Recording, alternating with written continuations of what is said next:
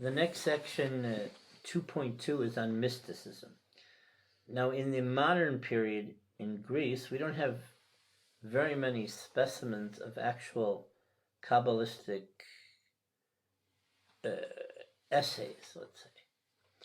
So we know about in the 15th, 16th, 17th century the classic Kabbalistic tales about Yosef Karo, but we don't know, it's like in terms of the Chavurot, in terms of the actual study groups, documents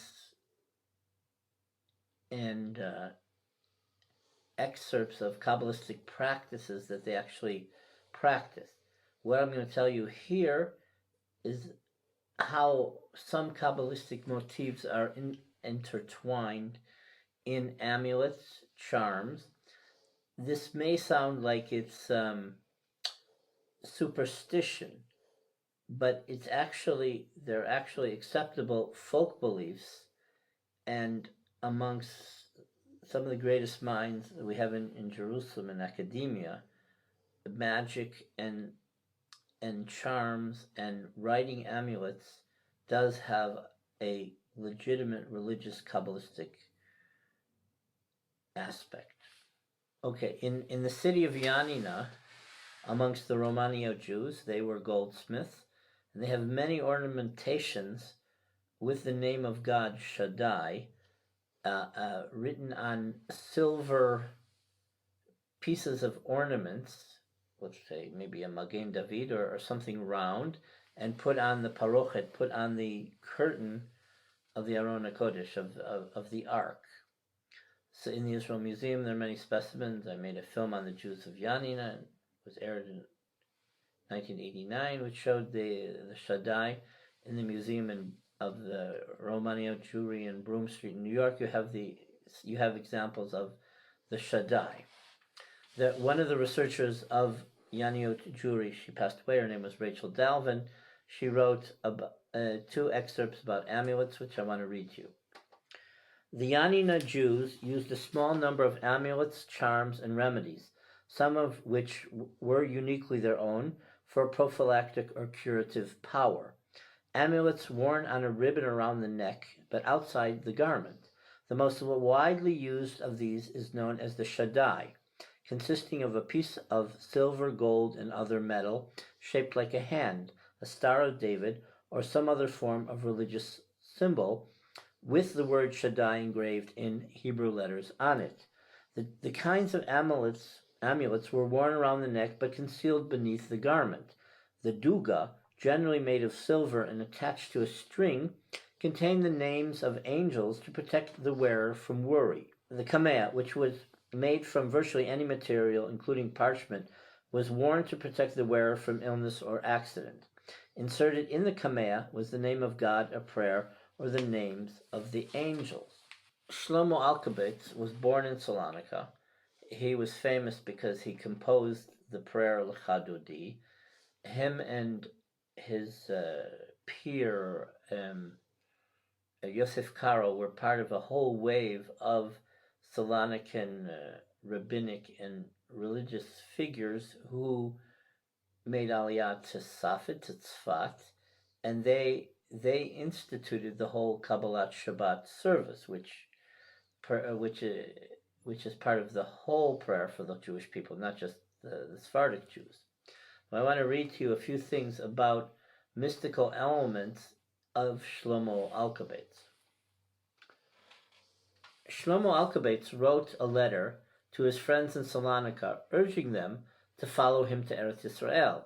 In his published Dvar Torah, his Torah speech about the weekly Torah portion, Alkabetz explains his aliyah to Israel based on the verse about donations to the Mishkan, to the tabernacle, in the desert, inviting all whose heart moves them to join in building the Mishkan here, interpreted as Eretz Yisrael, where God dwells. Making aliyah is designed to help the tikkun, the repair of the human condition, and return the people to their original state of spiritual vision. Thus, paradoxically, physical acts like building the Mishkan and like making aliyah are essential for preparing for the Shekhinah, That's the female imagery of God. In the letter, he urges his friends, wake up, be strong, and of courage to do our Creator's work.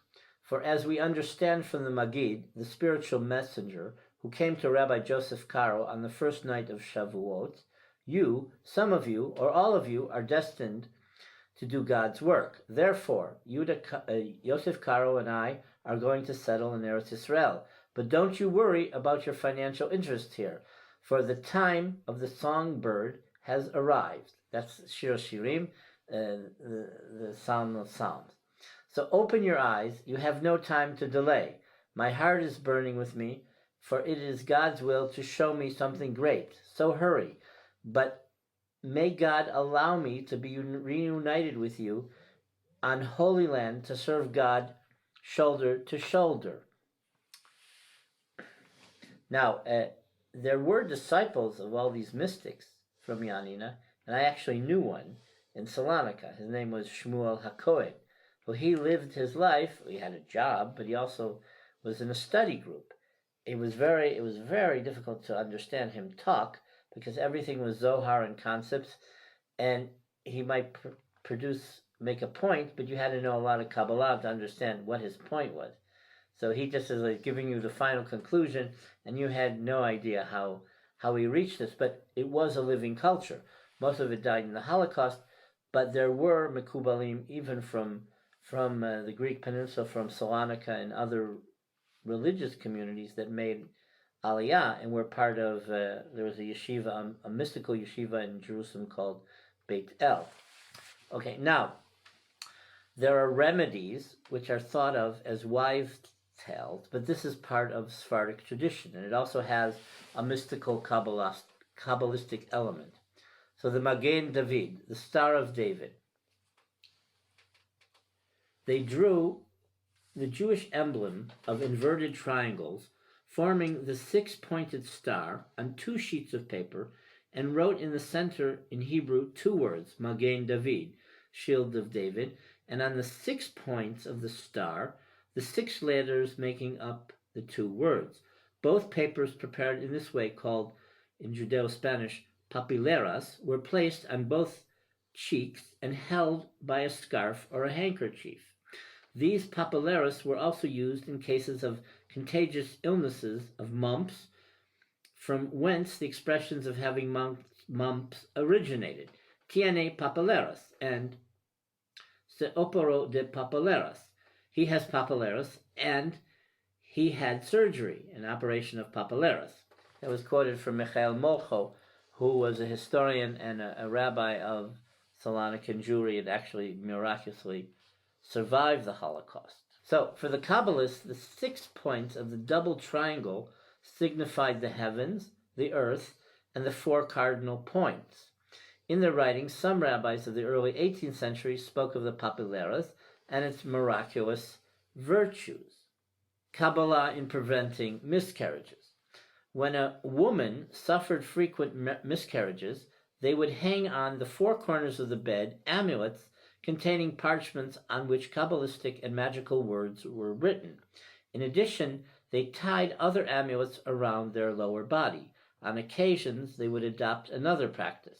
They would take a linen cord and wrap it 7 times around the tomb of a rabbi renowned for his saintliness. And that's in the old large cemetery of Salonika that was destroyed by the Nazis in 1943.